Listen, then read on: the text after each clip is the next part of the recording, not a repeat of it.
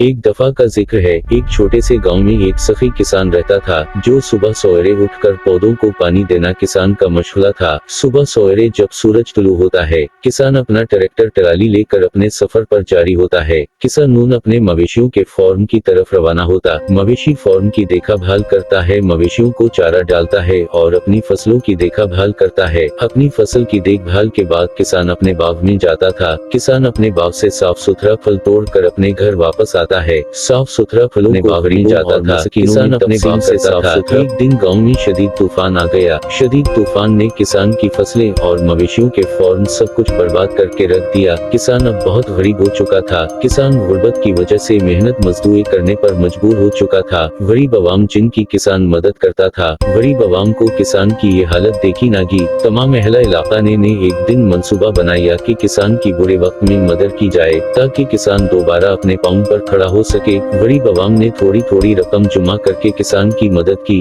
किसान एक बार फिर खुद को फेल हो गया, दोबारा अपनी फसलें काश्त करने लगा और अपना मवेशियों का फार्म दोबारा तैयार किया। इस कहानी में ये सबक मिलता है, नेकी कभी जाया नहीं होती, नेकी कर दरिया में डाल।